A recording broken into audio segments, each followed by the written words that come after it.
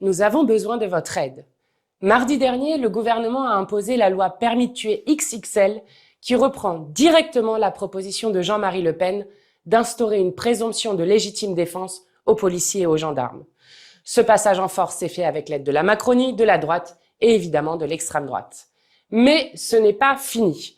Il reste l'étape du Sénat et du Conseil constitutionnel et surtout, il reste un obstacle, votre mobilisation citoyenne.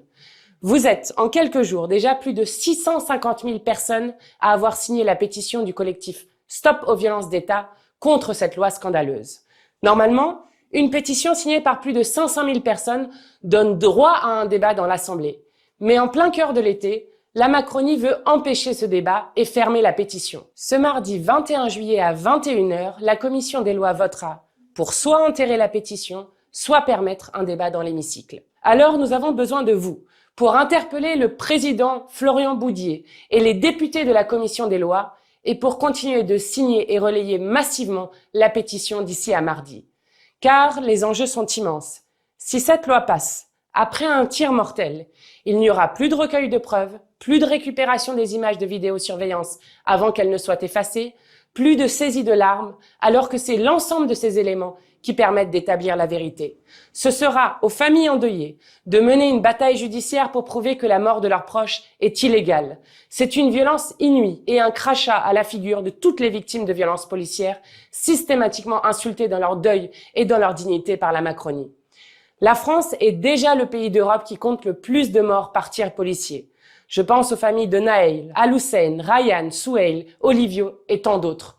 Nous n'arrêterons pas le combat contre cette loi dangereuse, car il ne peut être question en République qu'une catégorie de citoyens ait le droit de vie ou de mort sur tous les autres.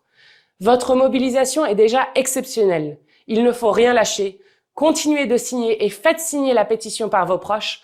On compte sur vous pour atteindre le 1 million de signatures et notez d'ores et déjà cette date, le 19 septembre 2026. Nous serons toutes et tous dans la rue aux côtés du collectif SAVE pour exiger la fin des violences policières et la justice pour tous les citoyens de ce pays. La perpétuité réelle, c'est quoi? C'est la peine de mort de zéro. C'est le fait de faire en sorte que l'individu meure dans le silence en prison et que la prison devienne son tombeau au lieu d'être condamné à la peine de mort. Mais la perpétuité réelle, il faut se rappeler que les premiers à l'avoir proposé, à l'avoir encouragé, c'est le Rassemblement national pour que ce soit substitué à la peine de mort. C'est-à-dire que le Rassemblement national a défendu pendant des années la peine de mort. Vous pouvez regarder d'ailleurs dans les archives de l'Assemblée nationale jusque dans les années 2000, des propositions de loi pour rétablir la peine de mort ont été déposées. En 2007, il y avait toujours la peine de mort dans le programme de Jean-Marie Le Pen, programme où il y avait aussi la présomption de légitime défense pour les policiers. Et ensuite, pour se donner un vernis humaniste,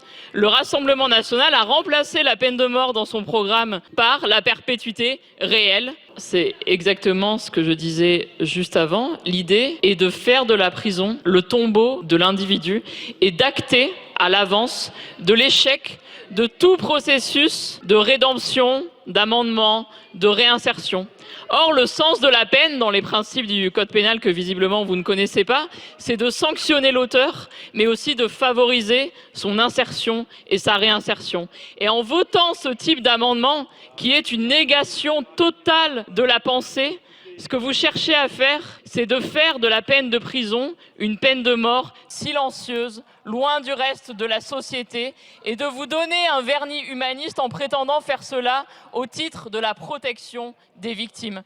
Mais vous ne protégez aucunement les victimes parce que quand nous discutons par exemple du budget chaque année, je n'ai jamais vu un seul amendement de votre groupe ou une seule personne de votre groupe, et quand je parle de groupe, je parle de groupe macrono-le péniste, c'est-à-dire des LR jusqu'à l'extrême droite en passant par le macronisme radicalisé, voter un seul amendement pour augmenter par exemple le budget des enquêteurs spécialisés. Tout à l'heure, le rapport sur l'inspection de l'IANA a été révélé et il montre des failles dans les moyens pour les enquêtes. Rapport publié tout à l'heure. Je ne vous ai jamais vu voter un seul amendement pour augmenter le budget de l'EVARS, qui apprend aux enfants dès le plus jeune âge ce qu'est l'égalité, ce qu'est le consentement. Je ne vous ai jamais vu voter un seul amendement pour que les magistrats soient formés correctement, qu'il y ait un budget afférent pour que ce soit fait. Je ne vous ai jamais vu voter un seul amendement pour qu'il y ait des magistrats spécialisés sur les violences sexistes et sexuelles. Et donc, Quand vous montrerez que vous essayez de faire quelque chose de bon sens, peut-être que nous pourrons croire que vous cherchez à lutter contre les violences sexuelles,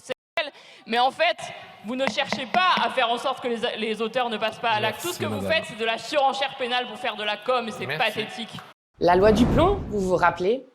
Eh bien, elle revient en pire encore, la loi du plomb XXL, je vous explique. Lundi 20 juillet au soir, le gouvernement veut faire voter à l'Assemblée nationale la réintroduction des néonicotinoïdes, ces pesticides tueurs d'abeilles qui va faire exploser le nombre de maladies. Cette loi est criminelle pour la santé des enfants. Les néonicotinoïdes attaquent directement le développement de leur cerveau, empoisonnent le placenta des femmes enceintes. Ce qui est répandu dans les champs se retrouve partout dans les corps, dans les urines, dans le sperme. Surtout, cette tentative de réintroduire ces pesticides est une insulte à la mobilisation historique du peuple de France contre la loi du plomb, avec plus de 2 millions de signatures sur une pétition déposée sur le site de l'Assemblée nationale. C'est une insulte à l'opposition de l'Ordre des médecins, de la Ligue contre le cancer et de toutes les sociétés savantes.